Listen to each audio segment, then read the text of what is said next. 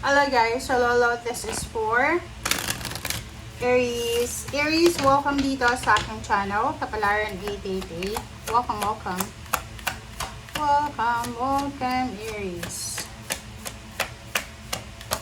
Tignan natin. Oh, Cupid.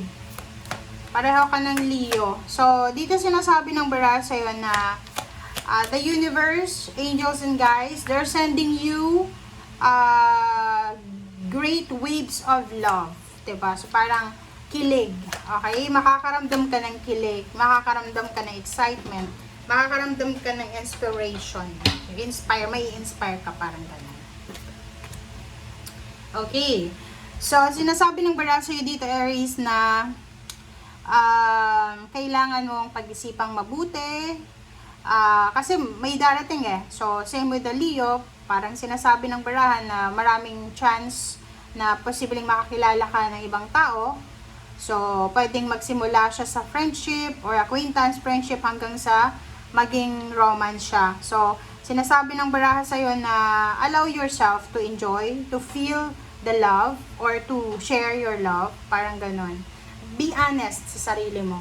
Pag alam mo na may gusto ka, sabihin mo. Okay? Pero kung may asawa ka na, ingat-ingat lang tayo. Okay? So, be honest with yourself. Sinasabi ng barahan na to na kapain mo yung puso mo daw. Okay lang na sabihin yung totoo. Okay? Okay lang na may mga tao na, kasi pag, 'di ba, sa mundo ngayon, sa mundo ng fakeness, lahat ng tao ay puro fake. So, sabi ng barahan na to, okay lang maging totoo, okay lang na iwanan ka ng mga tao sa paligid mo kasi totoo ka. Kasi yung sa realidad ngayon, pag fake ka, marami kang kaibigan, marami kang kakilala.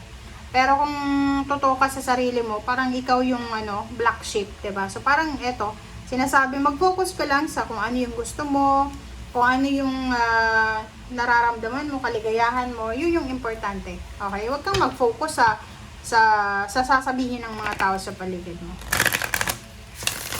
Ang importante yung emotion mo, ang importante yung sarili mo.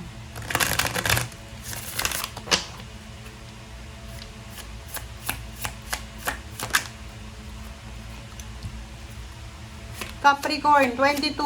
Ayus, gamitin.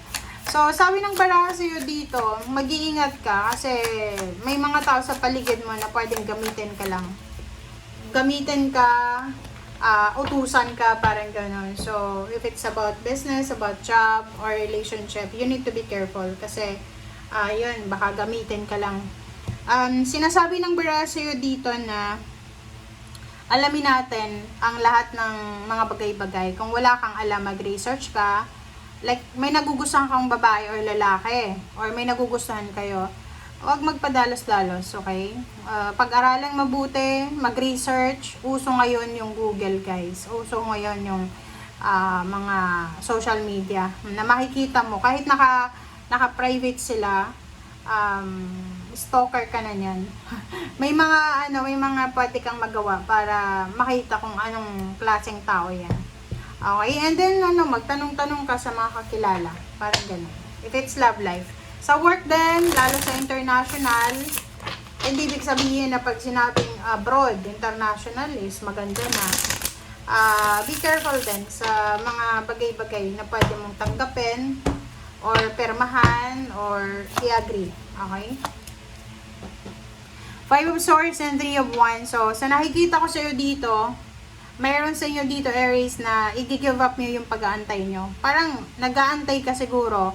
Halimbawa, nasa LDR ka, long distance relationship, tapos hindi ka naman kasal. Kumbaga, love life lang. Tapos hindi na siya umuwi sa'yo. Diba? Parang ganun, lalaki ka man na babae. Parang magkarelasyon lang kayo through communication, social media, ganyan, tawag-tawag. Ang nakikita ko siya dito, pagod na pagod ka na sa pag-aantay sa kanya. So, siguro, makakapag-desisyon ka na, i-give up na lang to, na relationship na yan, or pwedeng trabaho yan, kung nag-aantay ka, napapagod ka na, sa pag-aantay sa trabaho, promotion, parang ganun. So, magde-desisyon ka na, i-give up. 5 of Cups and Ace of Cups. So, nakikita ko sa iyo dito yun. Sinasabi ng baraha sa'yo na there's a two consequences dito na pwedeng mangyari.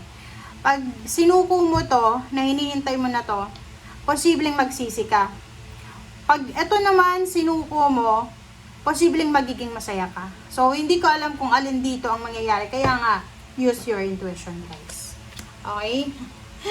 Nakakaloka yung readings mo, Aries. The Magician and Ace of Swords, oh. Isang unexpected na balita, communication, chismis, whatever man ang posibleng marinig mo. And the Page of Wands, this is all about your future.